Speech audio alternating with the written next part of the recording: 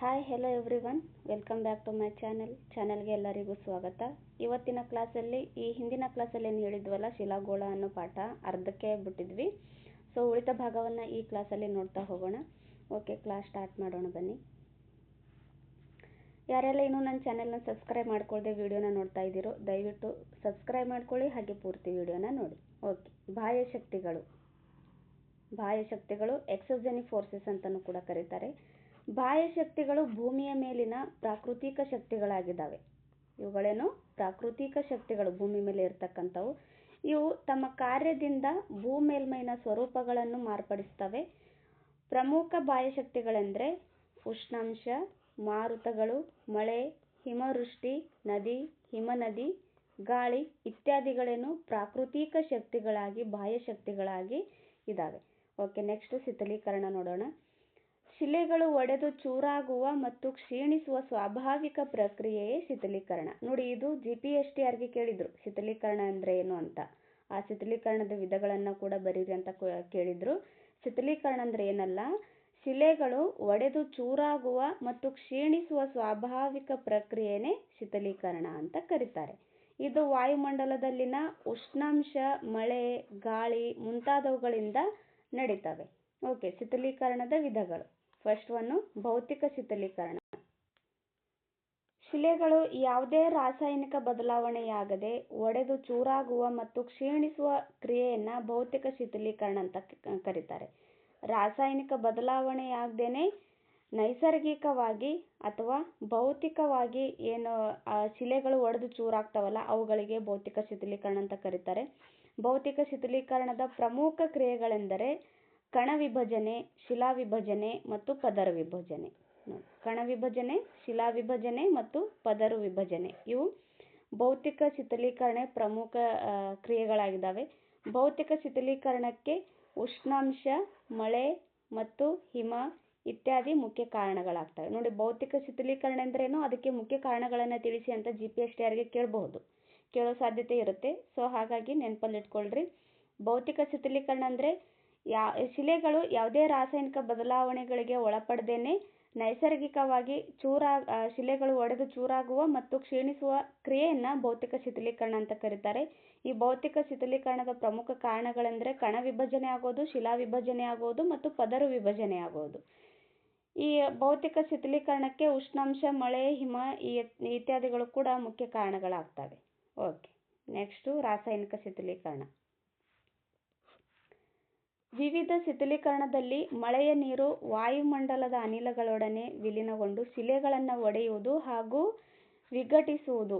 ಈ ಶೀತಲೀಕರಣದ ಪರಿಣಾಮವೆಂದರೆ ಶಿಲೆಗಳಲ್ಲಿರುವ ಖನಿಜಗಳ ಸಂಯೋಜನೆಯಲ್ಲಿ ಬದಲಾವಣೆ ಆಗ್ತವೆ. ರಾಸಾಯನಿಕ ಶೀತಲೀಕರಣದಲ್ಲಿ 4 ವಿಧಗಳಾಗಿದ್ದಾವೆ. ನೋಡಿ, ಅಲ್ಲಿ ಭೌತಿಕವಾಗಿ ಶಿಲೆಗಳು ಒಡೆದು ಚೂರಾದ್ರೆ ಅದು ಭೌತಿಕ ಶೀತಲೀಕರಣ. ರಾಸಾಯನಿಕ ಶೀತಲೀಕರಣ ಅಂದ್ರೇನು, ಮಳೆಯ ನೀರು ವಾಯುಮಂಡಲದ ಅನಿಲಗಳೊಡನೆ ವಿಲೀನಗೊಂಡು ಶಿಲೆಗಳನ್ನ ಒಡೆಯೋದು ಅಥವಾ ವಿಘಟಿಸೋದನ್ನ ರಾಸಾಯನಿಕ ಶೀತಲೀಕರಣ ಅಂತ ಕರೀತಾರೆ. ಇವುಗಳಲ್ಲಿ 4 ವಿಧಗಳಿದ್ದಾವೆ. ಫಸ್ಟ್ ಒನ್ನು ಆಕ್ಸಿಡೇಷನ್ ಅಂತ ಕರೀತಾರೆ. ಆಕ್ಸಿಜನ್ನಿಂದ ಕೂಡಿರುವ ಮಳೆಯ ನೀರು ಕೆಲವು ಖನಿಜಗಳ ಮೇಲೆ ಪ್ರಭಾವ ಬೀರುತ್ತವೆ. ಇದರಿಂದ ಶಿಲೆಗಳು ನಶಿಸಿ ಹೋಗ್ತವೆ. ವಿಶೇಷವಾಗಿ ಕಬ್ಬಿಣವು ಕಬ್ಬಿಣದ ಆಕ್ಸೈಡ್ ಆಗಿ ಪರಿಣಮಿಸುತ್ತೆ. ನೋಡಿ, ಕಬ್ಬಿಣವು ಕಬ್ಬಿಣದ ಆಕ್ಸೈಡ್ ಆಗುತ್ತೆ ಈ ಆಕ್ಸಿಡೇಷನ್ ಅನ್ನೋ ಕ್ರಿಯೆಯಲ್ಲಿ. ನೆಕ್ಸ್ಟ್ ಕಾರ್ಬೊನೇಷನ್ ಅಂತ ಬರುತ್ತೆ. ಕಾರ್ಬನ್ ಯುಕ್ತ ಮಳೆ ನೀರು ಸುಣ್ಣದ ಕಲ್ಲುಗಳ ಮೇಲೆ ಬಿದ್ದಾಗ ಶಿಲೆಗಳಲ್ಲಿರುವ ಕ್ಯಾಲ್ಸಿಯಂ ಕಾರ್ಬೋನೇಟ್ಗಳನ್ನು ಮಳೆಯ ನೀರಿನಲ್ಲಿರುವ ಕಾರ್ಬನ್ ಡೈ ಆಕ್ಸೈಡ್ ಹೀರಿಕೊಳ್ಳುವುದರಿಂದ ಕ್ಯಾಲ್ಸಿಯಂ ಕಾರ್ಬೋನೇಟ್ ಆಗಿ ಬದಲಾಗ್ತವೆ. ಕಾರ್ಬನ್ ಯುಕ್ತ ಮಳೆ ನೀರು ಸುಣ್ಣದ ಕಲ್ಲುಗಳ ಮೇಲೆ ಬಿದ್ದಾಗ ಆ ಶಿಲೆಗಳು ಕ್ಯಾಲ್ಸಿಯಂ ಕಾರ್ಬೋನೇಟ್ಗಳನ್ನು ಮಳೆಯ ನೀರಿನಲ್ಲಿರುವ ಕಾರ್ಬನ್ ಡೈ ಆಕ್ಸೈಡ್ ಹೀರಿಕೊಳ್ಳೋದ್ರಿಂದ ಕ್ಯಾಲ್ಸಿಯಂ ಕಾರ್ಬೋನೇಟ್ ಆಗಿ ಬದಲಾಗ್ತದೆ. Okay, next hydration. ಈ ಕ್ರಿಯೆಯಲ್ಲಿ ಕೆಲವು ಬಗೆಯ ಖನಿಜಗಳಲ್ಲಿನ ಕಣಗಳು ನೀರನ್ನು ಹೀರುವುದರಿಂದ ಉಬ್ಬಿಕೊಂಡು ಪುಡಿ ರೂಪದಲ್ಲಿ ಕ್ರಮೇಣ ನಶಿಸ್ತವೆ. ಫೆಲ್ಸ್ಪರ್ ಇದು ಹರಳುಗಳಿಂದ ಉಂಟಾದ ಪ್ರಮುಖ ಶಿಲೆಯಾಗಿದೆ. ಹರಳುಗಳಿಂದ ಉಂಟಾದ ಪ್ರಮುಖ ಶಿಲೆಯಾಗಿದೆ. ಇದು ಹೈಡ್ರೇಷನ್ ಮೂಲಕ ಶಿಲೆ ಒಡೆದು ಚೂರಾಗೋದನ್ನ ತಿಳಿಸುತ್ತೆ. ನೆಕ್ಸ್ಟ್ ಸೊಲ್ಯೂಷನ್ ಅಂತ ಬರುತ್ತೆ. ಮಳೆಯ ನೀರು ಕೆಲವು ಶಿಲೆಗಳನ್ನು ಕರಗಿಸಿ ಸೊಲ್ಯೂಷನ್ಗೊಳಿಸುವುದು. ಜಿಪ್ಸಮ್, ಉದಾಹರಣೆಗೆ ಜಿಪ್ಸಮ್, ಉಪ್ಪು, ಫಾಸ್ಫೇಟ್ ಇತ್ಯಾದಿ ಉದಾಹರಣೆಗಳಾಗಿದ್ದಾವೆ. ಓಕೆ, ನೆಕ್ಸ್ಟ್ ಒನ್ ಜೈವಿಕ ಶಿಥಿಲೀಕರಣ ಅಂತ ಬರುತ್ತೆ. ಬಯೋಲಾಜಿಕಲ್ ವೆದರಿಂಗ್ ಅಂತಾನೂ ಕೂಡ ಕರೀತಾರೆ. ಸಸ್ಯವರ್ಗ, ಪ್ರಾಣಿ ವರ್ಗ ಮತ್ತು ಮಾನವನಿಂದ ಶಿಲೆಗಳು ಒಡೆದು ಚೂರಾಗುವುದನ್ನ ಜೈವಿಕ ಶಿಥಿಲೀಕರಣ ಅಂತ ಕರೀತಾರೆ. ಇದರಲ್ಲಿ ಭೌತಿಕ ಹಾಗೂ ರಾಸಾಯನಿಕ ಕ್ರಿಯೆಗಳು ಎರಡರಿಂದಲೂ ಕೂಡ ಶಿಥಿಲೀಕರಣ ಆಗ್ತವೆ. ಸಸ್ಯಗಳಿಂದಾಗಿರ್ಬೋದು, ಪ್ರಾಣಿಗಳಿಂದಾಗಿರ್ಬೋದು ಅಥವಾ ಮಾನವನಿಂದಾಗಿರ್ಬೋದು, ಇವುಗಳಿಂದ ಶಿಲೆಗಳು ಒಡೆದು ಚೂರಾಗ್ತಾವಲ್ಲ, ಅವಕ್ಕೆ ಜೈವಿಕ ಶಿಥಿಲೀಕರಣ ಅಂತ ಕರೀತಾರೆ. ಇದರಲ್ಲಿ ಭೌತಿಕ ಹಾಗೂ ರಾಸಾಯನಿಕ ಕ್ರಿಯೆಗಳಿಂದ ಏನು ಶಿಲೆಗಳು ಒಡೆದು ಚೂರಾಗ್ತಾವಲ್ಲ ಅದನ್ನು ಕೂಡ ಒಳಗೊಂಡಿರುತ್ತೆ. ಫಸ್ಟ್ ಒಂದು ಸಸ್ಯವರ್ಗ ಬರುತ್ತೆ. ಸಸ್ಯಗಳಿಂದ ಯಾವ ರೀತಿಯಾಗಿ ಶಿಲೆಗಳು ಒಡಿತವೆ? ಸಸ್ಯಗಳ ಬೇರುಗಳು ಬೆಳೆದು ದಪ್ಪವಾಗುವುದರಿಂದ ಶಿಲೆಗಳು ಒಡೆದು ಚೂರಾಗ್ತವೆ.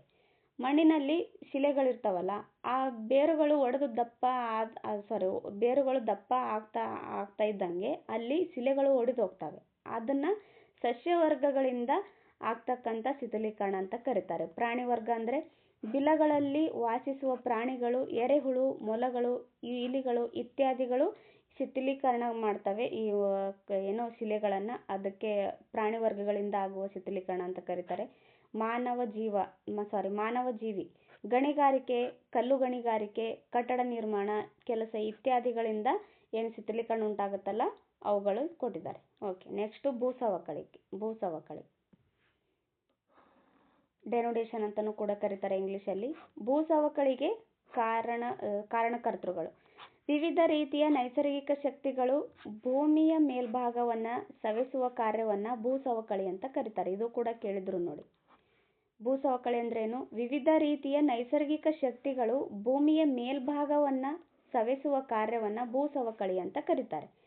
ಭೂಸವಕಳೀಕರಣದ ಕಾರಣಕರ್ತೃಗಳೆಂದರೆ ನದಿ, ಹಿಮನದಿ, ಅಂತರ್ಜಲ, ಮಾರುತ ಹಾಗೂ ಸಮುದ್ರದ ಅಲೆಗಳು. ನೋಡಿ, ಭೂಸವಕಳೀಕರಣದ ಪ್ರಮುಖ ಕಾರಣಗಳು ಯಾವುವು ಅಥವಾ ಕಾರಣಕರ್ತೃಗಳು ಯಾವುವು ಅಂತ ಕೇಳಿದಾಗ ನದಿಗಳು, ಹಿಮನದಿ, ಅಂತರ್ಜಲ, ಮಾರುತ ಹಾಗೂ ಸಮುದ್ರದ ಅಲೆಗಳು ಆಗಿದ್ದಾವೆ.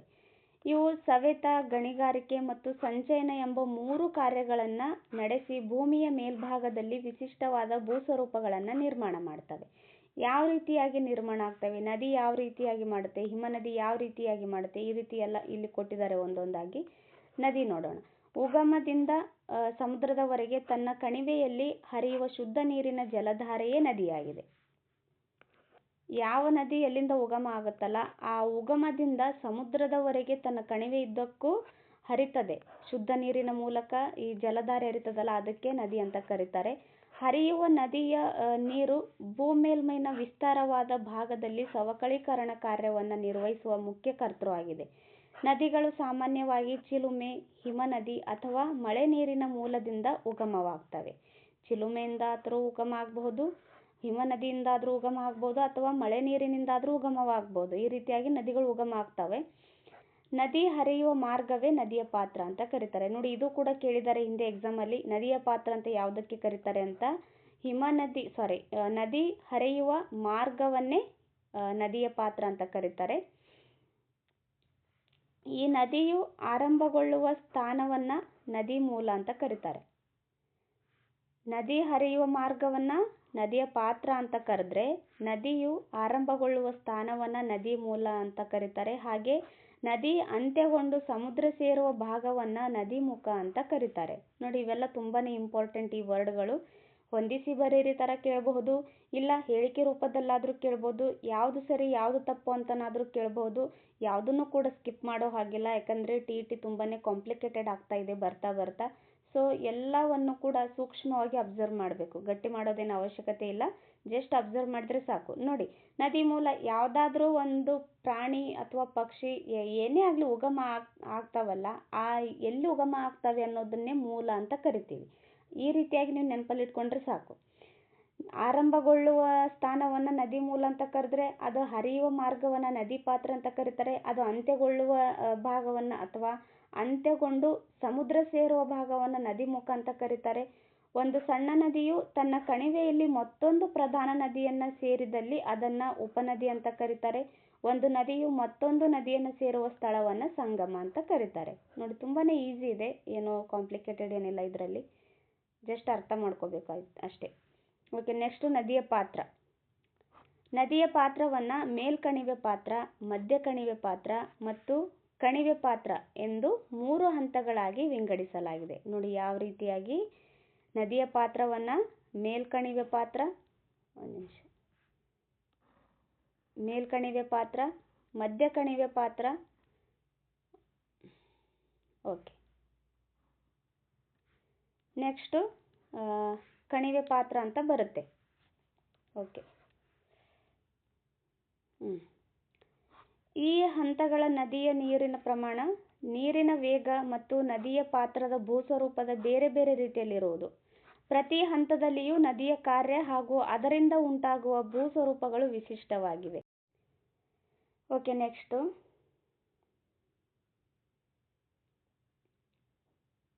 ನೋಡಿ, ಇದೇನು ಕೊಟ್ಟಿದ್ದಾರಲ್ಲ, ಈ ಚಿತ್ರ ಇದೇ ಥರನೇ ಎಕ್ಸಾಮಲ್ಲಿ ಕೊಟ್ಟಿದ್ರು TETಗೆ. ಇದು ಏನು ಗುರುತಿಸಿ ಅಂತ ಕೊಟ್ಟಿದ್ರು. ಯಾರಿಗೂ ಕೂಡ ತಲೆಬುಡನೂ ಅರ್ಥ ಆಗಲಿಲ್ಲ, ಯಾಕಂದರೆ ಜಸ್ಟ್ ಮೇಲ್ಮೇಲೆ ಓದ್ಕೊಂಡು ಹೋಗಿರ್ತಾರೆ, ಇದೇನು ನೋಡಿರೋದಿಲ್ಲ. ಅದಕ್ಕಾಗಿ ಅಂಥವರಿಗೆ ಮಾತ್ರ ಇದು ತುಂಬಾ ಕಷ್ಟ ಆಗಿತ್ತು ಆ ಕ್ವಶನ್ನು. ಇಲ್ಲಿ ನೋಡಿ, ಮೇಲ್ಕಣಿವೆ ಮತ್ತು ಮಧ್ಯ ಕಣಿವೆ, ಕೆಳಕಣಿವೆ. ವಿ ಆಕಾರದ ಕಣಿವೆಗಳಿರ್ತವೆ ಮೇಲ್ಕಣಿವೆನಲ್ಲಿ, ಕಂದರಗಳಿರ್ತವೆ, ಕುಂಭಕುಳಿಗಳಿರ್ತವೆ, ಜಲಪಾತಗಳಿರ್ತವೆ. ಇವೆಲ್ಲನೂ ಕೂಡ ಮೇಲ್ಕಣಿವೆನಲ್ಲಿ ಕಂಡು ಬರ್ತವೆ.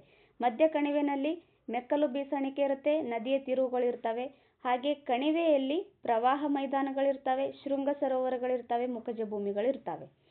ನೋಡಿ ಇಲ್ಲಿ ಆಳ ಕಣಿವೆ, ಕಣಿವೆ ಆಳವಾಗುವಿಕೆ. ಆಳವಾಗುವುದಂದ್ರೇನು? ಪೂರ್ತಿ ತಳಭಾಗದಲ್ಲಿ ಹೋಗೋದು ಆಳವಾಗುವಿಕೆ.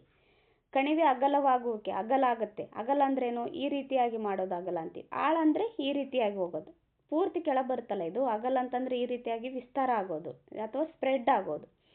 ಇದು ಕಣಿವೆ ಅಗಲವಾಗುವಿಕೆ, ಈ ರೀತಿಯಾಗಿರುತ್ತೆ. ಮೆಕ್ಕಲು ಸಂಚಯನ. ಮೆಕ್ಕಲು ಸಂಚಯನ ಅಂದ್ರೇನು? ಮೆಕ್ಕಲು ಮಣ್ಣನ್ನು ಸಂಚಯನ ಮಾಡೋದು. ಇಲ್ಲಿ ನೋಡಿ, ಇದು ಮೆಕ್ಕಲು ಮಣ್ಣಿದೆ, ಇದು ಸಂಚಯನ ಮಾಡ್ತಾ ಇದೆ. ಈ ರೀತಿಯಾಗಿ ಅರ್ಥ ಮಾಡ್ಕೋಬೇಕು. ಈ ಮ್ಯಾಪ್ ಕೊಟ್ಟಿದ್ರು, ಈ ಚಿತ್ರ ಕೊಟ್ಟಿದ್ರು TETಗೆ. ಓಕೆ, ಇದು ಕರೆಕ್ಟಾಗಿ ನೋಡ್ಕೊಂಡ್ಬಿಡಿ, ಯಾಕಂದರೆ ಹೇಳೋಕ್ಕಾಗಲ್ಲ ಯಾವಾಗ ಏನು ಕ್ವಶನ್ ಕೇಳ್ತಾರೆ ಅಂತ. ಓಕೆ, ಮೇಲ್ಕಣಿವೆ ಪಾತ್ರ. ನದಿಯು ಈ ಹಂತದಲ್ಲಿ ಎತ್ತರ ಭಾಗದಲ್ಲಿದ್ದು ಮುಖ್ಯವಾಗಿ ಸವೆತ ಕಾರ್ಯವನ್ನು ನಿರ್ವಹಿಸುವುದು. ಎತ್ತರ ಭಾಗದಲ್ಲಿರುತ್ತೆ, ಸವೆತ ಕಾರ್ಯವನ್ನು ಮಾಡ್ತಾ ಇರುತ್ತೆ. ಅದರಲ್ಲಿಯೂ ತಳಸವೆತ ಹೆಚ್ಚಾಗಿರುತ್ತೆ. ಅಂದರೆ ನದಿಯು ತನ್ನ ಕಣಿವೆಯನ್ನು ಆಳವಾಗಿ ಕೊರೆಯುವುದು. ಇದರಿಂದ ಆಳವಾದ ಕಂದರಗಳು ಉಂಟಾಗ್ತವೆ, ಮಹಾಕಂದರಗಳು ಉಂಟಾಗ್ತವೆ, ವಿ ಆಕಾರದ ಕಣಿವೆಗಳು ಉಂಟಾಗ್ತವೆ, ಜಲಪಾತಗಳು ಕೂಡ ಆಗ್ತವೆ. ಫಾರ್ ಎಕ್ಸಾಂಪಲ್ ಏಂಜಲ್ ಜಲಪಾತ, ನಯಾಗರ್ ಜಲಪಾತ, ಜೋಗ್ ಜಲಪಾತ ಇತ್ಯಾದಿಗಳು ಆಗ್ತವೆ. ಮತ್ತು ಕುಂಭಕುಳಿಗಳು ಮೊದಲಾದ ಭೂಸ್ವರೂಪಗಳು ನಿರ್ಮಾಣಗೊಳ್ತವೆ. ಇಲ್ಲಿ ನಿಮಗೊಂದು ಹೋಮ್ವರ್ಕ್ ಕೊಡ್ತೀನಿ.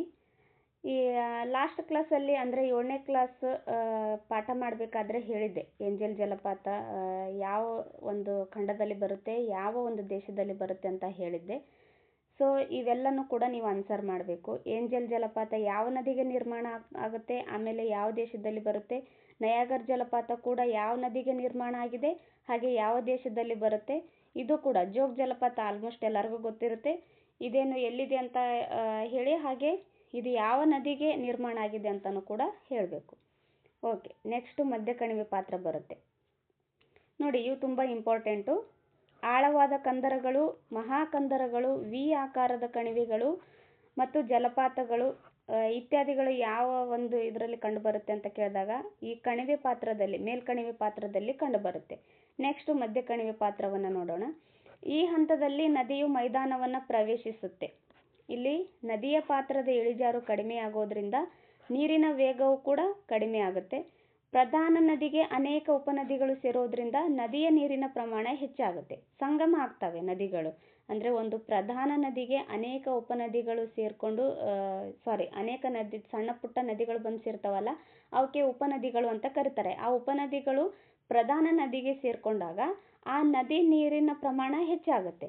ಈ ಹಂತದಲ್ಲಿ ನದಿಯು ಮುಖ್ಯವಾಗಿ ಸಾಗಾಣಿಕೆ ಕಾರ್ಯವನ್ನು ನಿರ್ವಹಿಸುತ್ತೆ. ಜೊತೆಗೆ ಅಲ್ಲಲ್ಲಿ ಇದರ ಸಂಚಯನ ಕಾರ್ಯವನ್ನು ಕೂಡ ಕಾಣಬಹುದಾಗಿರುತ್ತೆ. ಇದರಿಂದ ಹಲವು ವಿಶಿಷ್ಟ ಭೂಸ್ವರೂಪಗಳು ನಿರ್ಮಾಣವಾಗ್ತವೆ. ಅವುಗಳೆಂದರೆ ಮೆಕ್ಕಲು ಬೀಸಣಿಕೆ, ನದಿಯ ತಿರುವುಗಳು ಮುಂತಾದವುಗಳು ಆಗ್ತವೆ. ಮೆಕ್ಕಲು ಬೀಸಣಿಕೆ ಅಂದರೆ ನದಿ ಅಗಲವಾಗುವಿಕೆ, ಇಲ್ಲಿ ನೋಡಿದ್ವಲ್ಲ, ಕಣಿವೆ ಅಗಲವಾಗುವಿಕೆ. ಓಕೆ, ನೆಕ್ಸ್ಟು ಕಣಿವೆ ಪಾತ್ರ. ಈ ಹಂತದಲ್ಲಿ ನದಿಯು ಅತ್ಯಂತ ನಿಧಾನವಾಗಿ ಹರಿತದೆ.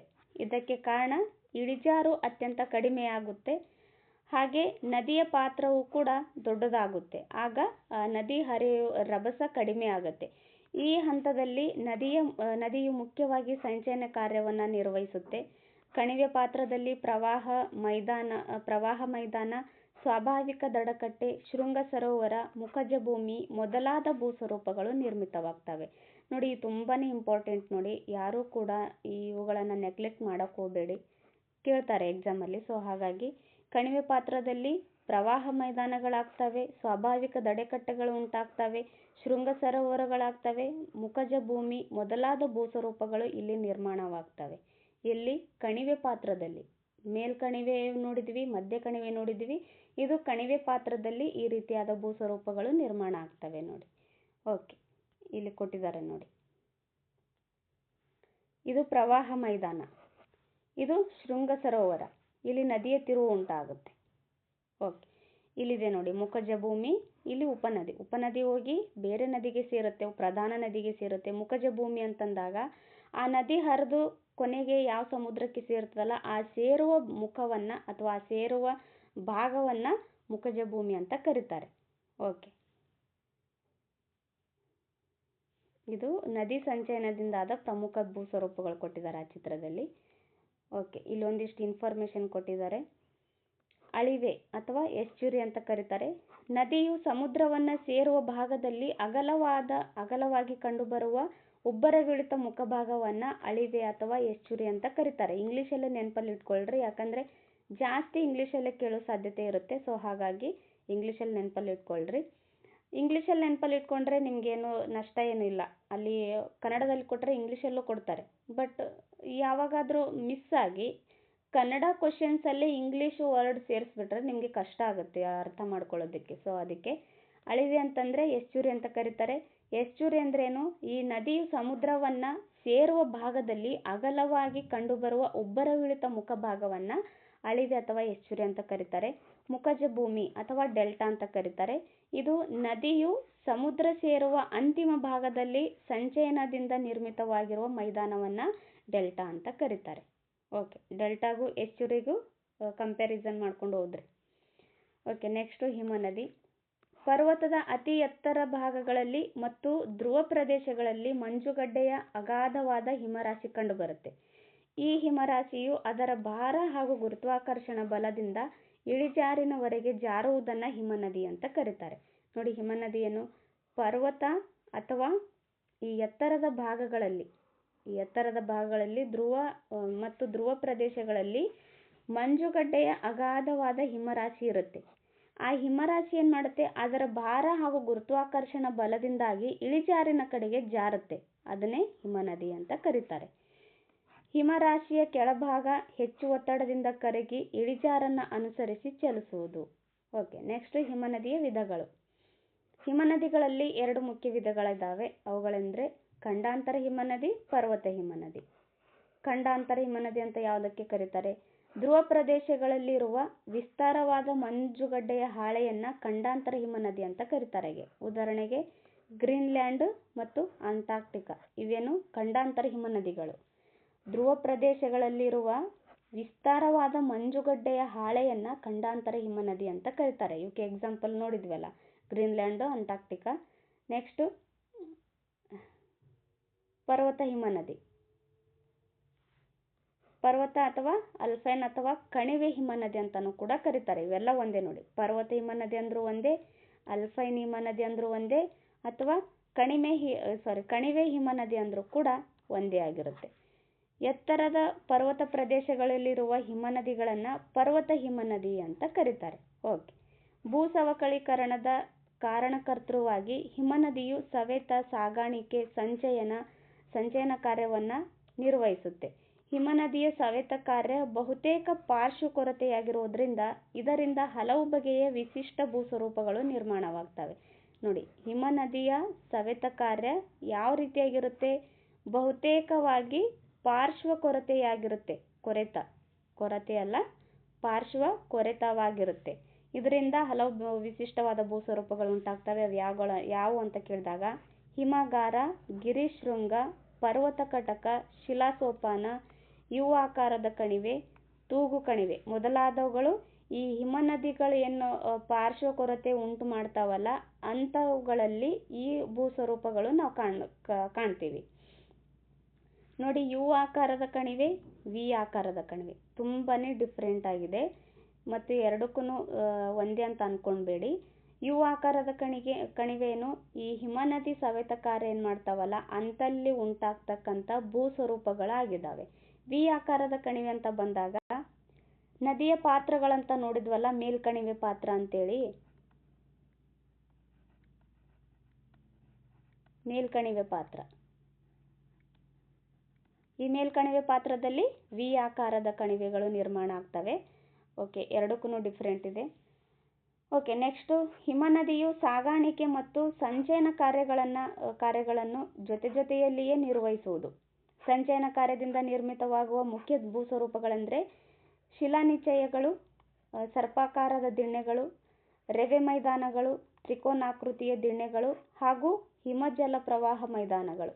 ಇವುಗಳೆಲ್ಲ ಈ ಹಿಮನದಿಯು ಸಾಗಾಣಿಕೆ ಮತ್ತು ಸಂಚಯನ ಕಾರ್ಯ ಏನು ಮಾಡ್ತಾವಲ್ಲ ಅಂಥವುಗಳಲ್ಲಿ ಆಗ್ತಕ್ಕಂಥ ಪ್ರಮುಖವಾದ ಭೂಸ್ವರೂಪಗಳಾಗಿದ್ದಾವೆ. ಓಕೆ, ನೆಕ್ಸ್ಟ್ ನೋಡೋಣ. ನೋಡಿ, ಇನ್ನೊಂದ್ಸತಿ ನೋಡ್ಕೊಂಡ್ಬಿಡಿ. ಶಿಲಾನಿಚಯಗಳು, ಸರ್ಪಾಕಾರದ ದಿಣ್ಣೆಗಳು, ರೆವೆ ಮೈದಾನಗಳು, ತ್ರಿಕೋನಾಕಾರದ ದಿಣ್ಣೆಗಳು ಹಾಗೂ ಹಿಮಜಲ ಪ್ರವಾಹ ಮೈದಾನಗಳು ಇವೆಲ್ಲ ಹಿಮನದಿ ಏನು ಸಾಗಾಣಿಕೆ ಮತ್ತು ಸಂಚಯನ ಕಾರ್ಯ ನಿರ್ವಹಿಸ್ತದಲ್ಲ ಅಂಥವುಗಳಲ್ಲಿ ಆಗ್ತಕ್ಕಂಥ ಅಂತಹ ಸಂಚಯನ ಕಾರ್ಯದಿಂದ ನಿರ್ಮಾಣ ಆಗಿರ್ತಕ್ಕಂಥ ಪ್ರಮುಖ ಭೂಸ್ವರೂಪಗಳಾಗಿದ್ದಾವೆ. ಓಕೆ, ಇಲ್ಲಿ ಕೊಟ್ಟಿದ್ದಾರೆ ನೋಡಿ ಹಿಮನದಿಯ ಕಾರ್ಯ ಯಾವ ರೀತಿಯಾಗಿ ಆಗುತ್ತೆ. ಇದು ಪಾರ್ಶ್ವ ಶಿಲಾನಿಚಯ ಆಗಿರುತ್ತೆ. ಇದು ಮಧ್ಯ ಶಿಲಾನಿಚಯ ಆಗಿರುತ್ತೆ. ಇದು ಪರ್ವತ ಕಟಕ, ಗಿರಿಶೃಂಗ, ಇದೇನು ನೇವ ಅಂತ ಬರುತ್ತೆ ನೋಡಿ. ಓಕೆ, ಈ ರೀತಿ ಎಲ್ಲ ನೀವು ಚಿತ್ರ ನೋಡಬೇಕು, ಅಂದರೆ ನೆನಪಲ್ಲಿರುತ್ತೆ ಚೆನ್ನಾಗಿ. ಓಕೆ, ಶಿಲಾನಿಚಯಗಳು ಹಿಮನದಿ ಸವಕಳೀಕರಣ ಪ್ರದೇಶದಲ್ಲಿ ಕಂಡುಬರುವ ಅತಿ ಮುಖ್ಯ ಭೂಸ್ವರೂಪ ಆಗಿದೆ. ಶಿಲಾನಿಚಯ ಎಲ್ಲಿ ಕಂಡುಬರುತ್ತೆ? ಹಿಮನದಿ ಸವಕಳೀಕರಣ ಆಗುತ್ತಲ್ಲ ಅಂತಹ ಪ್ರದೇಶದಲ್ಲಿ ಕಂಡುಬರ್ತಕ್ಕಂಥ ಮುಖ್ಯವಾದ ಭೂಸ್ವರೂಪ ಆಗಿದೆ. ಇವು ಹಿಮನದಿಯಿಂದ ಸಂಚಯಿತವಾಗಿರುವ ವಿವಿಧ ಆಕಾರ ಮತ್ತು ಗಾತ್ರದ ಅಗಾಧ ಪ್ರಮಾಣದ ಶಿಲಾವಸ್ತುಗಳು. ಶಿಲಾನಿಚಯಗಳನ್ನು ಅವುಗಳು ಸಂಚಯಿತಗೊಂಡಿರುವ ಸ್ಥಳದ ಆಧಾರದಿಂದ 4 ವಿಧಗಳಾಗಿ ವಿಂಗಡಿಸಬಹುದು. ಇವುಗಳನ್ನು ಅವು ಎಲ್ಲಿ ಸಂಚಯಿತ ಆಗ್ತಾವಲ್ಲ ಅಂಥ ಸ್ಥಳದ ಆಧಾರದ ಮೇಲೆ 4 ವಿಧಗಳಾಗಿ ವಿಂಗಡಣೆ ಮಾಡಲಾಗಿದೆ. ಯಾವ ರೀತಿಯಾಗಿ? ಪಾರ್ಶ್ವ ಶಿಲಾನಿಚಯ, ಮಧ್ಯ ಶಿಲಾನಿಚಯ, ತಳದ ಶಿಲಾನಿಚಯ, ಅಂತ್ಯ ಶಿಲಾನಿಚಯ. ಈ ರೀತಿಯಾಗಿ 4 ವಿಧಗಳಾಗಿ ವಿಂಗಡಣೆ ಮಾಡಲಾಗಿದೆ. ಪಾರ್ಶ್ವ ಶಿಲಾನಿಚಯ ಹಿಮನದಿಯ ಕಣಿವೆಯುದ್ದಕ್ಕೂ 2 ದಡಗಳಲ್ಲಿ ಶಿಲಾವಸ್ತುಗಳು ಸಂಚಯನವಾಗುವುದನ್ನು ಪಾರ್ಶ್ವ ಶಿಲಾನಿಚಯ ಅಂತ ಕರೀತಾರೆ. ಇಲ್ಲಿ ಮ್ಯಾಪಲ್ಲಿ ಕೊಟ್ಟಿದ್ರಲ್ಲ, ಆ್ಯಕ್ಚುಲಿ ಈ ಇನ್ಫಾರ್ಮೇಷನ್ಗೆ ಈ ಚಿತ್ರ ಕೊಟ್ಟಿದ್ದಾರೆ. ಪಾರ್ಶ್ವ ಶಿಲಾನಿಚಯ, ಪಾರ್ಶ್ವ, ಮಧ್ಯ ಇವೇನು ಶಿಲಾನಿಚಯಗಳಾಗಿದ್ದಾವೆ. ಓಕೆ, ಹಿಮನದಿಯು ಕಣಿವೆಯುದ್ದಕ್ಕೂ 2 ದಡಗಳಲ್ಲಿ ಶಿಲಾವಸ್ತುಗಳು ಸಂಚಯನವಾಗ್ತಾವಲ್ಲ ಅದನ್ನು ಪಾರ್ಶ್ವ ಶಿಲಾನಿಚಯ ಅಂತ ಕರೀತಾರೆ. ಮಧ್ಯ ಶಿಲಾನಿಚಯ ಅಂದ್ರೇನು? 2 ಹಿಮನದಿಗಳು ಸಂಧಿಸಿದಾಗ ಅವುಗಳ ಪಾರ್ಶ್ವ ಶಿಲಾನಿಚಯಗಳು ಪರಸ್ಪರ ಒಗ್ಗೂಡಿದ್ದು ಅವುಗಳನ್ನು ಮಧ್ಯ ಶಿಲಾನಿಚಯ ಅಂತ ಕರೀತಾರೆ. 2 ಹಿಮನದಿಗಳಿರ್ತವೆ, ಎರಡೂ ಕೂಡ ಸಂಧಿಸಿದಾಗ ಅವುಗಳಿಂದ ಪಾರ್ಶ್ವ ಶಿಲಾನಿಚಯಗಳು ಪರಸ್ಪರ ಒಗ್ಗೂಡ್ತಾವಲ್ಲ ಅವುಗಳಿಗೆ ಮಧ್ಯ ಶಿಲಾನಿಚಯ ಅಂತ ಕರೀತಾರೆ. ತಳದ ಶಿಲಾನಿಚಯ ಅಂತ ಕೇಳಿದಾಗ ಹಿಮನದಿಯ ಕಣಿವೆಯ ತಳಭಾಗದಲ್ಲಿ ಶಿಲಾವಸ್ತುಗಳು ಸಂಚಯನವಾಗುವುದನ್ನು ತಳದ ಶಿಲಾನಿಚಯ ಅಂತ ಕರೀತಾರೆ. ಅಂತ್ಯ ಶಿಲಾನಿಚಯ ಇವು ಹಿಮನದಿಯ ಅಂತ್ಯಭಾಗದಲ್ಲಿ ಸಂಚಯನಗೊಳ್ತವೆ. ಓಕೆ, ಹಿಮನದಿಯ ಕಾರ್ಯವನ್ನು ಗ್ಲೇಷಿಯಲ್ ಸೈಕಲ್ ಅಂತ ಕೂಡ ಕರೀತಾರೆ ನೋಡಿ. ಓಕೆ, ನೆಕ್ಸ್ಟ್ ನೋಡೋಣ. ಅಂತರ್ಜಲ ಬರುತ್ತೆ ನೆಕ್ಸ್ಟ್. ಅಂತರ್ಜಲ ಭೂಮಿಯ ಮೇಲೆ ಬೀಳುವ ಮಳೆಯ ನೀರಿನ ಸ್ವಲ್ಪ ಭಾಗವು ಇಂಗಿ ಒಳಸೇರುವುದು. ಹೀಗೆ ಒಳಪದರದಲ್ಲಿ ಸಂಗ್ರಹವಾಗಿರುವ ನೀರನ್ನು ಅಂತರ್ಜಲ ಅಂತ ಕರೀತಾರೆ. ಅಂತರ್ಜಲವು ಸುಲಭವಾಗಿ ಪ್ರವಹಿಸಬಹುದಾದ ಶಿಲಾಪದರುಗಳನ್ನು ಪ್ರವೇಶಶಿಲೆ ಅಥವಾ ವ್ಯಾಪ್ಯಶಿಲೆ ಅಂತ ಕರೀತಾರೆ. ಅಂತರ್ಜಲ ಸುಲಭವಾಗಿ ಪ್ರವಹಿಸಬಹುದಾದ ಶಿಲಾಪದರವನ್ನು ಪ್ರವೇಶಶಿಲೆ ಅಥವಾ ವ್ಯಾಪ್ಯಶಿಲೆ ಅಂತ ಕರೀತಾರೆ. Okay, next. ಅಂತರ್ಜಲವು ಪ್ರವೇಶಿಸಲಾರದ ಶಿಲಾಪದರವನ್ನು ಅಪ್ರವೇಶ ಅಥವಾ ಅವ್ಯಾಪ್ಯ ಶಿಲೆಗಳು ಅಂತ ಕರೀತಾರೆ. ಕೆಲವು ಪ್ರವೇಶ ಶಿಲೆಗಳು ಅಪಾರ ಪ್ರಮಾಣದ ಅಂತರ್ಜಲವನ್ನು ಹೊಂದಿರ್ತವೆ. ಇವುಗಳನ್ನು ಜಲಜ ಶಿಲೆ ಅಂತ ಕರೀತಾರೆ. ಪ್ರವೇಶ ಶಿಲೆಗಳಲ್ಲಿ ಭರ್ತಿಯಾದ ನೀರು ಕೆಲವು ಸನ್ನಿವೇಶಗಳಲ್ಲಿ ಸ್ವಾಭಾವಿಕವಾಗಿ ಹೊರಬೀಳುತ್ತವೆ. ಹೀಗೆ ಅಂತರ್ಜಲವು ಸ್ವಾಭಾವಿಕವಾಗಿ ಹೊರಬೀಳುವುದನ್ನು ಚಿಲುಮೆ ಎಂದು ಕರೀತಾರೆ. ಚಿಲುಮೆ ಅಥವಾ ಸ್ಪ್ರಿಂಗ್ಸ್. ಇದನ್ನು ಕೂಡ ಹಿಂದೆ ಎಕ್ಸಾಮಲ್ಲಿ ಕೇಳಿದ್ದಾರೆ ನೋಡಿ. ಅಂತರ್ಜಲವು ಸ್ವಾಭಾವಿಕವಾಗಿ ಹೊರಬೀಳುವುದನ್ನು ಚಿಲುಮೆ ಅಥವಾ ಸ್ಪ್ರಿಂಗ್ಸ್ ಅಂತ ಕರೀತಾರೆ. ಈ ಚಿಲುಮೆಗಳಲ್ಲಿ ವಿಧಗಳಿದ್ದಾವೆ. ಚಿಲುಮೆ ವಿಧಗಳು. ಫಸ್ಟ್ ಒನ್ ನಿರಂತರ ಚಿಲುಮೆ. ಈ ಚಿಲುಮೆಗಳಲ್ಲಿ ವರ್ಷದ ಎಲ್ಲ ಕಾಲದಲ್ಲಿಯೂ ನಿರಂತರವಾಗಿ ಹೊರಬೀಳ್ತಾ ಇರುತ್ತೆ. ಬೇಸಿಗೆ ಇರಲಿ, ಮಳೆ ಇರಲಿ, ಚಳಿ ಇರಲಿ, ಯಾವುದೇ ಕಾಲ ಅಂತಲೂ ಇಲ್ಲದೆ ವರ್ಷದ ಎಲ್ಲ ದಿನಗಳಲ್ಲೂ ಕೂಡ ಇಲ್ಲಿ ನೀರು ಸ್ವಾಭಾವಿಕವಾಗಿ ಚಿಮ್ತಾ ಇರುತ್ತೆ. ಇದಕ್ಕೆ ನಿರಂತರ ಚಿಲುಮೆ ಅಂತ ಕರೀತಾರೆ. ನಿಯತಕಾಲಿಕ ಚಿಲುಮೆ ಅಂತಂದರೆ ಈ ಚಿಲುಮೆಗಳಲ್ಲಿ ವರ್ಷದ ಕೆಲವು ಕಾಲ ಅಂದರೆ ಮಳೆಗಾಲದಲ್ಲಿ ಮಾತ್ರ ಅಂತರ್ಜಲ ಹೊರಬೀಳುತ್ತೆ. ಇದಕ್ಕೆ ನಿಯತಕಾಲಿಕ ಚಿಲುಮೆ ಅಂತ ಕರೀತಾರೆ. ಥರ್ಡ್ ಒನ್ ಬಿಸಿ ನೀರಿನ ಚಿಲುಮೆ.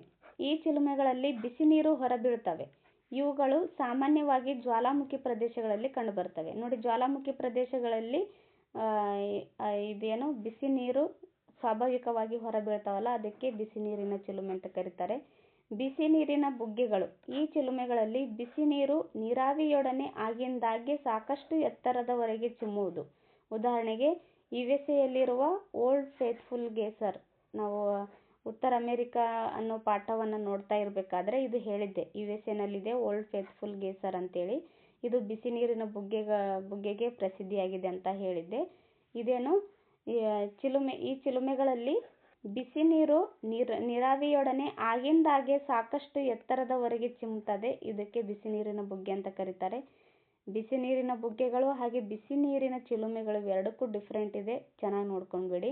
ಬಿಸಿ ನೀರಿನ ಚಿಲುಮೆ ಅಂತಂದರೆ ಏನು ಸ್ವಾಭಾವಿಕವಾಗಿ ನೀರನ್ನು ಚಿಮ್ತದಲ್ಲ, ಅದು ಸಾಮಾನ್ಯ ನೀರು ಇಲ್ದೇನೆ ಬಿಸಿ ನೀರನ್ನು ಹೊರಬೀಳಿಸ್ತದಲ್ಲ, ಅದಕ್ಕೆ ಬಿಸಿ ನೀರಿನ ಚಿಲುಮೆ ಅಂತ ಕರೀತಾರೆ. ಇವು ಜ್ವಾಲಾಮುಖಿ ಪ್ರದೇಶದಲ್ಲಿ ಉಂಟಾಗ್ತವೆ. ಬಿಸಿ ನೀರಿನ ಬುಗ್ಗೆಗಳಂದರೆ ಬಿಸಿ ನೀರು ನೀರಾವಿಯೊಡನೆ ಆಗಿಂದಾಗೆ ಸಾಕಷ್ಟು ಎತ್ತರಕ್ಕೆ ಹೋಗಿ ಚಿಮ್ತದಲ್ಲ, ಅದಕ್ಕೆ ಬಿಸಿ ನೀರಿನ ಬುಗ್ಗೆಗಳಂತ ಕರೀತಾರೆ. ಓಕೆ, ನೆಕ್ಸ್ಟು ಆರ್ಟಿಸಿಯನ್ ಬಾವಿ. ನೋಡಿ, ಆಸ್ಟ್ರೇಲಿಯಾ ಖಂಡ ಇದಕ್ಕೆ ತುಂಬಾ ಪ್ರಸಿದ್ಧಿಯಾಗಿದೆ, ಆರ್ಟಿಸಿಯನ್ ಬಾವಿಗಳಿಗೆ. ಇದು ಹಿಂದೆ ಎಕ್ಸಾಮಲ್ಲೂ ಕೂಡ ಕೇಳಿದ್ದಾರೆ. ಆರ್ಟಿಸಿಯನ್ ಬಾವಿಗಳಿಗೆ ಪ್ರಸಿದ್ಧಿಯಾಗಿರ್ತಕ್ಕಂಥ ದೇಶ ಯಾವುದು ಅಂತ. ಆಸ್ಟ್ರೇಲಿಯಾ ಆಗಿರುತ್ತೆ ನೋಡಿ. ಕೆಲವು ಕಡೆಗಳಲ್ಲಿ ಬೋಗುಣಿ ಆಕಾರದಲ್ಲಿ ಒಂದು ಪ್ರವೇಶ ಶಿಲಾಪದರಿನ ಮೇಲೆ ಹಾಗೂ ಕೆಳಗೆ ಅಪ್ರವೇಶ ಶಿಲಾಪದರುಗಳಿರ್ತವೆ. ಮೇಲೆ ಪ್ರವೇಶ ಶಿಲಾಪದರುಗಳು ಇರುತ್ತೆ, ಕೆಳಗೆ ಅಪ್ರವೇಶ ಶಿಲಾಪದರುಗಳಿರ್ತವೆ. ಇದರಿಂದ ಶಿಲಾಪದರವನ್ನು ಸೇರುವ ನೀರು ಸ್ವಾಭಾವಿಕವಾಗಿ ಹೊರಗೆ ಬೀಳೋದಿಲ್ಲ ಸ್ವಾಭಾವಿಕವಾಗಿ. ಇಂತಹ ಕಡೆ ಪ್ರವೇಶ ಶಿಲೆಯವರೆಗೆ ರಂಧ್ರವನ್ನು ಕೊರೆದಾಗ ನೀರು ಸ್ವಾಭಾವಿಕವಾಗಿ ಚಿಮ್ತವೆ. ಇವುಗಳನ್ನು ಆರ್ಟಿಸಿಯನ್ ಬಾವಿಗಳೆಂದು ಕರೀತಾರೆ. ಇವುಗಳು ಆಸ್ಟ್ರೇಲಿಯಾದಲ್ಲಿ ಹೆಚ್ಚಾಗಿ ಕಂಡುಬರ್ತವೆ. ಓಕೆ, ಇಲ್ಲಿ ಕೊಟ್ಟಿದ್ದಾರೆ ನೋಡಿ. ಪ್ರವೇಶ ಶಿಲೆ, ಇದು ಅಪ್ರವೇಶ ಶಿಲೆ. ಪ್ರವೇಶ ಶಿಲೆ ಅಂತಂದ್ರೇನು, ಇಲ್ಲಿದ್ದಾವೆ ನೋಡಿ. ಮೇಲಿನ ಭಾಗ, ಕೆಳಗಡೆ ಭಾಗಕ್ಕೆ ಅಪ್ರವೇಶ ಶಿಲೆ ಅಂತ ಕರೀತಾರೆ. ಪ್ರವೇಶ ಶಿಲೆ ಮೇಲಿನ ಭಾಗ, ಅಪ್ರವೇಶ ಶಿಲೆ ಕೆಳಗಿನ ಭಾಗ. ಆರ್ಟಿಸಿಯನ್ ಬಾವಿಗಳು ಈ ರೀತಿಯಾಗಿರ್ತವೆ. ಓಕೆ,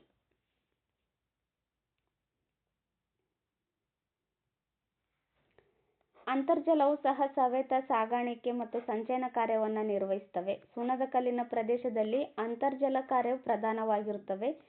ಅಂತರ್ಜಲ ಕಾರ್ಯದಿಂದ ನಿರ್ಮಿತವಾಗುವ ಭೂಸ್ವರೂಪಗಳೆಂದರೆ ಲ್ಯಾಪಿಸ್, ನುಂಗುಬಿಲ, ಅಂತರ್ಗುಹೆ, ಆರೋಹಿ ಮತ್ತು ಅವರೋಹಿ, ಶಂಕುಗಳು, ಸುಣ್ಣದ ಕಲ್ಲಿನ ಸ್ತಂಭಗಳು. ಈ ರೀತಿಯಾಗಿ ಈ ಅಂತರ್ಜಲ ಏನು ತನ್ನ ಸವೆತ ಅಥವಾ ಸಾಗಾಣಿಕೆ ಮತ್ತು ಸಂಚಯನ ಕಾರ್ಯ ಮಾಡುತ್ತದಲ್ಲ, ಅಂಥ ಕಡೆಗಳಲ್ಲಿ ಕಾಣ್ತಕ್ಕಂಥ ಪ್ರಮುಖವಾದ ಭೂಸ್ವರೂಪಗಳಾಗಿದ್ದಾವೆ. ಓಕೆ, ಇಲ್ಲಿ ಕೊಟ್ಟಿದ್ದಾರೆ ಕೆಲವೊಂದಿಷ್ಟು ಇನ್ಫಾರ್ಮೇಷನ್ ನೋಡೋಣ. ಸುಣ್ಣದ ಕಲ್ಲಿನ ಗುಹೆಗಳು. ಆಕಳಗವಿ, ಇದು ಉಳುವಿಯಲ್ಲಿ ಬರುತ್ತೆ. ಆಕಳಗವಿ ಗುಹೆ ಅಂತ ಕರೀತಾರೆ. ಇದು ಉಳುವಿನಲ್ಲಿ ಕಂಡುಬರುತ್ತೆ. ಕರ್ನಾಟಕದ ಉತ್ತರ ಕನ್ನಡ ಜಿಲ್ಲೆಯಲ್ಲಿದೆ. ಸೆಕೆಂಡ್ ಒನ್ನು ಬೇಲಂ ಮತ್ತು ಬೋರಾ ಗುಹೆಗಳಂತ ಬರ್ತವೆ, ಇವು ಆಂಧ್ರ ಪ್ರದೇಶದಲ್ಲಿ ಕಂಡು ಬರ್ತವೆ. ಓಕೆ, ನೆಕ್ಸ್ಟ್ ನೋಡೋಣ.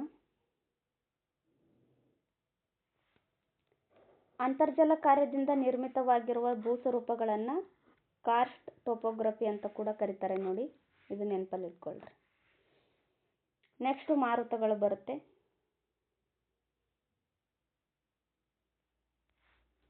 ಮಾರುತಗಳ ಕಾರ್ಯವು ಶುಷ್ಕ ಅಥವಾ ಮರುಭೂಮಿ ಪ್ರದೇಶಗಳಲ್ಲಿ, ಸಾಮಾನ್ಯವಾಗಿ ಮರುಭೂಮಿಗಳಲ್ಲಿ ಅಡೆತಡೆ ಇಲ್ಲದೆ ಅತ್ಯಂತ ವೇಗವಾಗಿ ಬೀಸುವ ಮಾರುತಗಳು ಭೂಮೇಲ್ಮೈಯನ್ನು ಸವೆಸಿ ಸಾಗಿಸಿ ಆನಂತರ ಅವುಗಳನ್ನು ಸಂಚಯಿಸಿ ವಿವಿಧ ಬಗೆಯ ಭೂಸ್ವರೂಪಗಳನ್ನು ನಿರ್ಮಿಸ್ತವೆ.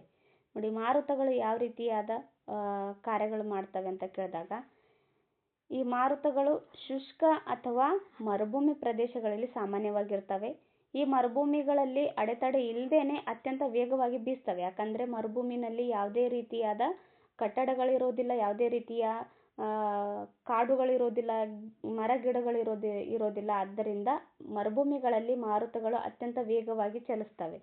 ಭೂಮೇಲ್ಮೈಯನ್ನು ಸವೆಸಿ ಸಾಗಿಸಿ ಆನಂತರ ಅವುಗಳನ್ನು ಸಂಚಯಿಸಿ ವಿವಿಧ ಬಗೆಯ ಭೂಸ್ವರೂಪಗಳನ್ನು ಇಲ್ಲಿ ನಿರ್ಮಾಣ ಮಾಡ್ತವೆ. ಮಾರುತಗಳ ಕಾರ್ಯದಿಂದ ನಿರ್ಮಿತವಾಗುವ ಪ್ರಮುಖ ಭೂಸ್ವರೂಪಗಳೆಂದರೆ ನಾಯಿಕೊಡೆ ಅಥವಾ ಅಣಬೆಯಾಕಾರದ ಶಿಲೆ, ಶಿಲಾಪೀಠ, ಶಿಲಾದ್ವೀಪ, ಮರಳು ದಿಣ್ಣೆಗಳು, ನೀಳ ಮರಗಳು ದಿಣ್ಣೆ, ಈ ರೀತಿಯಾದ ಅಡ್ಡ ಮರಗಳು ದಿಣ್ಣೆ, ಅರ್ಧಚಂದ್ರಾಕೃತಿಯ ಮರಳು ದಿಣ್ಣೆ, ಮರಗಳು ಅಲ್ಲ ಆ್ಯಕ್ಚುಲಿ ಅದು, ಮರಳು ದಿಣ್ಣೆ ಮತ್ತು ಲೋಯಸ್ ಮೈದಾನ, ಇವೆಲ್ಲವೂ ಕೂಡ ಈ ಮಾರುತಗಳ ಸಂಚಯನ ಕಾರ್ಯದಿಂದ ಆಗುತ್ತೆ. ನೋಡಿ ಯಾವ್ಯಾವ ಅಂತ ಇನ್ನೊಂದು ಸರಿ ನೋಡ್ಕೊಂಡ್ಬಿಡಿ, ಯಾಕಂದರೆ ಇದು ಲಾಸ್ಟ್ ಟೈಮ್ TETನಲ್ಲೂ ಕೂಡ ಕೇಳಿದ್ರು ನೋಡಿ. ನಾಯಿಕೊಡೆ, ಶಿಲಾಪೀಠ, ಶಿಲಾದ್ವೀಪ, ಮರಳು ದಿಣ್ಣೆಗಳು, ನೀಳ ಮರಳು ದಿಣ್ಣೆಗಳು, ಅಡ್ಡ ಮರಳು ದಿಣ್ಣೆ, ಅರ್ಧಚಂದ್ರಾಕೃತಿಯ ಮರಳು ದಿಣ್ಣೆ ಮತ್ತು ಲೋಯಸ್ ಮೈದಾನ, ಇವೆಲ್ಲ ಮಾರುತಗಳ ಸಂಚಯನ ಕಾರ್ಯದಿಂದ ಉಂಟಾಗ್ತಕ್ಕಂಥ ಪ್ರಮುಖವಾದ ಭೂಸ್ವರೂಪಗಳಾಗಿದ್ದಾವೆ. ಇಲ್ಲಿದೆ ನೋಡಿ, ಮಾರುತಗಳ ದಿಕ್ಕು ಈ ರೀತಿಯಾಗಿರುತ್ತೆ. ಇಲ್ಲಿ ಕಡಿದಾದ ಇಳಿಜಾರು ಇರುತ್ತೆ. ಇದು ಅರ್ಧಚಂದ್ರಾಕೃತಿಯ ಮರಳು ದಿಣ್ಣೆಯಾಗಿದೆ. ಅರ್ಧಚಂದ್ರ, ಈ ರೀತಿಯಾಗಿ ಅರ್ಧಚಂದ್ರ ಕಾಣುತ್ತಲ್ಲ, ಆದ್ದರಿಂದ ಇದಕ್ಕೆ ಅರ್ಧಚಂದ್ರಾಕೃತಿಯ ಮರಳು ದಿಣ್ಣೆ ಅಂತ ಕರೀತಾರೆ. ಇಲ್ಲಿ ಕೂಡ ಕೊಟ್ಟಿದ್ದಾರೆ ನೋಡಿ. ಓಕೆ, ಅರ್ಧಚಂದ್ರಾಕೃತಿಯ ಮರಳು ದಿಣ್ಣೆಗಳು ಮರುಭೂಮಿಗಳಲ್ಲಿ ಸಾಮಾನ್ಯವಾಗಿ ಕಂಡುಬರುವ ಭೂಸ್ವರೂಪ ಆಗಿದೆ. ಮರುಭೂಮಿಗಳ ಅಂಚಿನಲ್ಲಿ ನುಣುಪಾದ ಹಳದಿ ಬಣ್ಣದ ಮಣ್ಣಿನ ಕಣಗಳಿಂದ ಸಂಚಯನಗೊಂಡ ಪ್ರದೇಶವನ್ನು ಲೋಯಸ್ ಅಂತ ಕರೀತಾರೆ. ನೋಡಿ, ಲೋಯಸ್ ಅಂದರೆ ಏನು ಅಂತ ಹಿಂದೆ ಎಕ್ಸಾಮಲ್ಲೂ ಕೂಡ ಕೇಳಿದ್ದಾರೆ. ಮರುಭೂಮಿಗಳ ಅಂಚಿನಲ್ಲಿ ನುಣುಪಾದ ಹಳದಿ ಬಣ್ಣದ ಮಣ್ಣಿನ ಕಣಗಳಿಂದ ಸಂಚಯನಗೊಂಡ ಪ್ರದೇಶ ಇರುತ್ತೆ, ಆ ಪ್ರದೇಶವನ್ನು ಲೋಯಸ್ ಅಂತ ಕರೀತಾರೆ, ಲೋಯಸ್ ಮೈದಾನ ಅಂತ ಕರೀತಾರೆ. ಉದಾಹರಣೆಗೆ ಚೀನಾದ ಲೋಯಸ್ ಮೈದಾನ, ಚೀನಾದಲ್ಲಿ ಲೋಯಸ್ ಮೈದಾನ ಇದೆಯಲ್ಲ, ಅದು ಉದಾಹರಣೆಯಾಗಿ ಕೊಟ್ಟಿದ್ದಾರೆ. ಓಕೆ, ನೆಕ್ಸ್ಟ್ ನೋಡೋಣ. ಗಾಳಿಯ ಕಾರ್ಯವನ್ನು ಗಾಳಿಯ ಕಾರ್ಯದ ಆವರ್ತನ ಅಥವಾ ಇಯೋಲಿಯನ್ ಸೈಕಲ್ ಅಂತಲೂ ಕೂಡ ಕರೀತಾರೆ ನೋಡಿ. ಇಯೋಲಿಯನ್ ಸೈಕಲ್ ಅಂದರೆ ಏನು? ಗಾಳಿಯ ಕಾರ್ಯವನ್ನು ಗಾಳಿಯ ಕಾರ್ಯದ ಆವರ್ತನ ಅಂತ ಕರೀತಾರೆ. ಓಕೆ, ನೆಕ್ಸ್ಟ್ ಸಮುದ್ರದ ಅಲೆಗಳು ನೋಡೋಣ. ಸಮುದ್ರದ ಅಲೆಗಳು ವಿವಿಧ ಭೂಸವಕಳೀಕರಣದ ಕಾರಣಕರ್ತೃಗಳ ರೀತಿ ಸಮುದ್ರದ ಅಲೆಗಳು ಕೂಡ ಒಂದು ಪ್ರಮುಖ ಬಾಹ್ಯಶಕ್ತಿಯಾಗಿದೆ. ಸಮುದ್ರದ ಅಲೆಗಳು ಸಮುದ್ರದ ಮೇಲ್ಭಾಗದಲ್ಲಿ ಏರು ತಗ್ಗುಗಳನ್ನು ಹೊಂದಿರುವ ನೀರಿನ ಪ್ರಕಾರವಾಗಿದೆ. ಸಮುದ್ರದ ಅಲೆಗಳ ಕಾರ್ಯವು ಕರಾವಳಿಯಲ್ಲಿ ಪ್ರಮುಖವಾಗಿ ಕಂಡುಬರುವುದು. ಸಮುದ್ರದ ಅಲೆಗಳು ಉಂಟು ಮಾಡುವ ಪ್ರಮುಖ ಭೂಸ್ವರೂಪಗಳೆಂದರೆ ಶಿಲಾಪ್ರಪಾತ, ಸಮುದ್ರ ಗುಹೆಗಳು, ಸಮುದ್ರ ಬಿಡಿಬಂಡೆ, ಸಮುದ್ರ ಕಮಾನುಗಳು, ಭೂಶಿರ, ಮರಳು ದಿಣ್ಣೆಗಳು, ಮರಳು ದಂಡೆಗಳು, ಹಿನ್ನೀರಿನ ಸರೋವರಗಳು. ಈ ರೀತಿಯಾಗಿ ಈ ಸಮುದ್ರದ ಅಲೆಗಳಿಂದ ಉಂಟಾಗ್ತಕ್ಕಂಥ ಪ್ರಮುಖ ಭೂಸ್ವರೂಪಗಳಾಗಿದ್ದಾವೆ. ಶಿಲಾಪಾತ್ರ, ಸಮುದ್ರ ಗುಹೆಗಳು, ಸಮುದ್ರ ಬಿಡಿಬಂಡೆ, ಸಮುದ್ರ ಕಮಾನು, ಭೂಶಿರ, ಮರಳು ದಿಣ್ಣೆಗಳು, ಮರಳು ದಂಡೆಗಳು, ಹಿನ್ನೀರಿನ ಸರೋವರಗಳು, ಇವುಗಳೆಲ್ಲ ಸಮುದ್ರದ ಅಲೆಗಳಿಂದ ಉಂಟಾಗ್ತಕ್ಕಂಥ ಪ್ರಮುಖವಾದ ಭೂಸ್ವರೂಪಗಳಾಗಿದ್ದಾವೆ. ಓಕೆ, ನೆಕ್ಸ್ಟು ಖಾಲಿ ಬಿಟ್ಟ ಸ್ಥಳಗಳನ್ನು ಸೂಕ್ತ ಪದಗಳಿಂದ ಭರ್ತಿ ಮಾಡಿ ಅಂತ ಕೊಟ್ಟಿದ್ದಾರೆ. ಫಸ್ಟ್ ಕ್ವಶನ್ನು, ಭೂಖಂಡಗಳ ಮೇಲ್ಪದರ ಎಂದು ಯಾವುದಕ್ಕೆ ಕರೀತಾರೆ? ಶಿಯಾಲನ್ನು ಒಂದು ನಿಮಿಷ.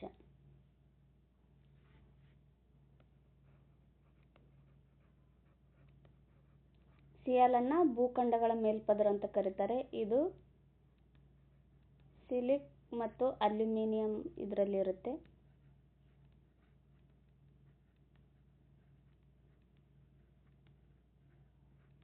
ಓಕೆ. ನೆಕ್ಸ್ಟ್, ತಗ್ಗಾದ ವಿಸ್ತಾರವಾದ ಜ್ವಾಲಾಮುಖಿ ದ್ವಾರವನ್ನು ಕಾಲ್ಡೇರಾ ಅಂತ ಕರೀತಾರೆ. ನೆಕ್ಸ್ಟ್ ಕ್ವಶನ್, ಹೆಚ್ಚು ಹಾನಿಕಾರಕ ಭೂಕಂಪನ ಅಲೆಗಳೆಂದರೆ ಮೇಲ್ಮೈ ಅಲೆಗಳಾಗಿದ್ದಾವೆ. ಮೇಲ್ಮೈ ಅಲೆಗಳು. ಆರೋಹಿ ಮತ್ತು ಅವರೋಹಿ ಶಂಕುಗಳು ಎಲ್ಲಿ ಕಂಡುಬರ್ತವೆ? ಅಂತರ್ಜಲಗಳಲ್ಲಿ.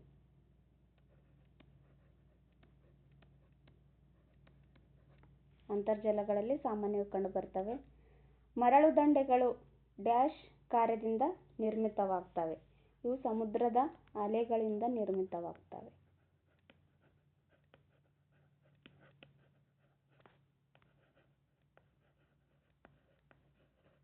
ಸಮುದ್ರದ ಅಲೆಗಳ ಕಾರ್ಯದಿಂದ ನಿರ್ಮಿತ ಆಗ್ತವೆ. ಓಕೆ. ನೆಕ್ಸ್ಟ್, ಹೊಂದಿಸಿ ಬರೆಯಿರಿ. ಈ ಕ್ವಶನ್ಸ್ ಇದಾವೆ, ಇವುಗಳನ್ನು ನೋಡೋಣ.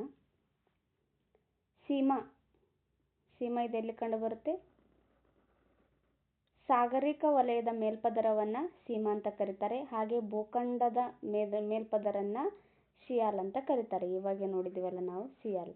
ಓಕೆ, ಇಲ್ಲಿ ಕರೆಕ್ಟಾಗಿ ಬರೆಯೋದಕ್ಕೆ ಬರ್ತಾ ಇಲ್ಲ. ಶಿಯಾಲ್ ಅಂತ ನೋಡ್ಕೊಂಡ್ಬಿಡಿ. ಓಕೆ. ನೆಕ್ಸ್ಟು ಮರಳುಗಲ್ಲು ಕಣಶಿಲೆ. ಹೊರಕೇಂದ್ರ ಭೂಕಂಪದಲ್ಲಿ ಬರುತ್ತೆ, ಹೊರಕೇಂದ್ರ ಒಳಕೇಂದ್ರ ಅಂತ. ಬಿಸಿ ನೀರಿನ ಬುಗ್ಗೆ, ಇವು ಅಂತರ್ಜಲದಿಂದ ನಿರ್ಮಾಣ ಆಗ್ತವೆ.